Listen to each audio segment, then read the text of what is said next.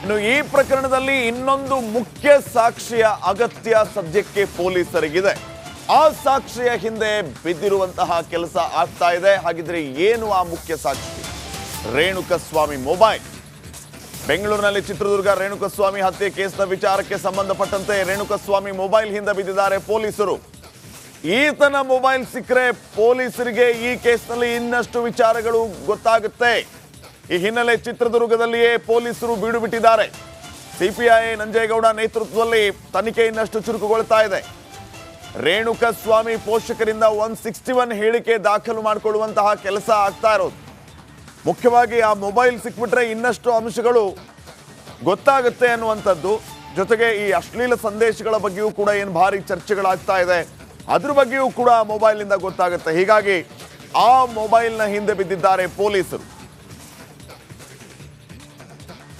ಬಗ್ಗೆ ಇನ್ನಷ್ಟು ಮಾಹಿತಿಯನ್ನ ನೀಡ್ತಾರೆ ನಮ್ಮ ಚಿತ್ರದುರ್ಗ ಪ್ರತಿನಿಧಿ ವೀರೇಶ್. ಈಗ ಫೋನ್ ಸಂಪರ್ಕದಲ್ಲಿ. ವೀರೇಶ, ರೇಣುಕಸ್ವಾಮಿ ಮೊಬೈಲ್ ಹಿಂದೆ ಬಿದ್ದಿರುವಂತದ್ದು ಪೊಲೀಸರು, ಏನಾದರೂ ಸುಳಿವು ಸಿಗ್ತಾ ಇದೆಯಾ ಪೊಲೀಸರಿಗೆ? ಸದ್ಯಕ್ಕೆ ಚಿತ್ರದುರ್ಗದಲ್ಲಿಯೇ ಒಂದು ತಂಡ ಬೀಡು ಬಿಟ್ಟಿರೋದು, ಏನ್ ಅಪ್ಡೇಟ್ಸ್ ಕೊಡ್ತೀರಿ?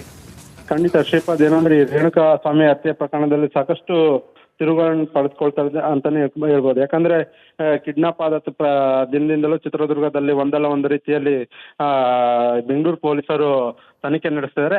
ನಿನ್ನೆ ಅಷ್ಟೇ ಏನು ಸಿಪಿಐ ಸಂಜೀವ್ ಗೌಡ ನೇತೃತ್ವದಲ್ಲಿ ಬಂದಂತಹ ಪೊಲೀಸ್ ಸಿಬ್ಬಂದಿಗಳು ಮತ್ತೆ ಅಧಿಕಾರಿಗಳು ಎರಡು ಕಡೆ ಒಂದು ತನಿಖೆಯನ್ನು ಮಾಡ್ತಾರೆ. ಯಾಕಂದ್ರೆ ರೇಣುಕಸ್ವಾಮಿ ಏನು ಕೆಲಸ ಮಾಡ್ತಿದ್ದಂತಹ ಅಪೋಲೋ ಫಾರ್ಮಸಿಯಲ್ಲಿ ಸುಮಾರು 45 ನಿಮಿಷಗಳ ಹೆಚ್ಚು ಕಾಲ ಸಿಬ್ಬಂದಿಗಳ ಜೊತೆ ಏನು ಚರ್ಚೆ ಮಾಡ್ತಾರೆ, ರೇಣುಕಸ್ವಾಮಿ ಬಗ್ಗೆ ಮಾಹಿತಿ ತೆಗೆದುಕೊಳ್ತಾರೆ.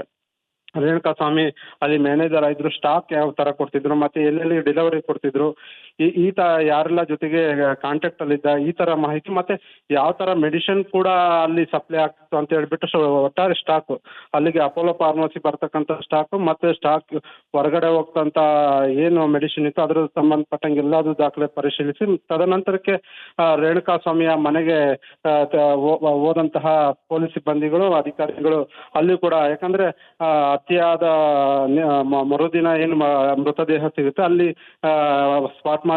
ಏನು ಪೋಸ್ಟ್ ಮಾರ್ಟಮ್ ಮಾಡುವಂತಹ ಸಂದರ್ಭದಲ್ಲಿ ರೇಣುಕಾ ತಂದೆ ತಾಯಿಯ ಒಂದು ಹೇಳಿಕೆ ತೆಗೆದುಕೊಂಡಿರ್ತಾರೆ. ಅದೇ ರೀತಿ ರೇಣುಕಾ ಅವರ ಹೆಂಡತಿ ಆದಂತಹ ಸಹನನ ಕೂಡ ತನಿಖೆಗೆ ಒಳಪಡಿಸಲಾಗ್ತದೆ. ಅಂದ್ರೆ ಅವ್ರ ಕಡೆ ಇದ್ದ ಮಾಹಿತಿ, ಯಾವ ಟೈಮಲ್ಲಿ ಹೊರಟರು, ಮತ್ತೆ ಯಾವಾಗ ಲಾಸ್ಟ್ ಕಾಲ್ ಬಂತು, ಮನೆಗೆ ಮತ್ತೆ ರಿಟರ್ನ್ ಯಾವಾಗ ಕಾಲ್ ಬಂದ್ರು, ಒಟ್ಟಾರೆಗೆ ಈ ತರ ರೀತಿಯಾದಂತ ಒಂದು ಮಾಹಿತಿ ಪಡೆದ ನಂತರ ಅಲ್ಲಿನ ಬೈಕ್, ಅಂದ್ರೆ ಮನೆಯಿಂದ ಹೊರಟಂತಹ ರೇಣುಕಸ್ವಾಮಿ ಬೈಕಲ್ಲಿ ಹೋಗಿರ್ತಾರೆ. ಬೈಕ್ನ ಸ್ಪಾಟ್ ಮಾಜೂರ್ ಕೂಡ ಮೃತ ರೇಣುಕಸ್ವಾಮಿ ಅವರ ತಂದೆ ತಾಯಿ ಮತ್ತೆ ಹೆಂಡತಿ ಸಮ್ಮುಖದಲ್ಲಿ ಬೈಕ್ ಮಾಜೂರ್ ಕೂಡ ನಡೆಸಿ ತದನಂತರಕ್ಕೆ ಎಲ್ಲ ತನಿಖೆಯನ್ನು ಪಡೆದ ಪೊಲೀಸರು ಬೆಂಗಳೂರಿಗೆ ತೆರಳಿದ್ದಾರೆ ಅಂತಾನೆ ಹೇಳ್ಬೋದು Shripad. Okay, thank you Veeresh ಮಾಹಿತಿಗಾಗಿ.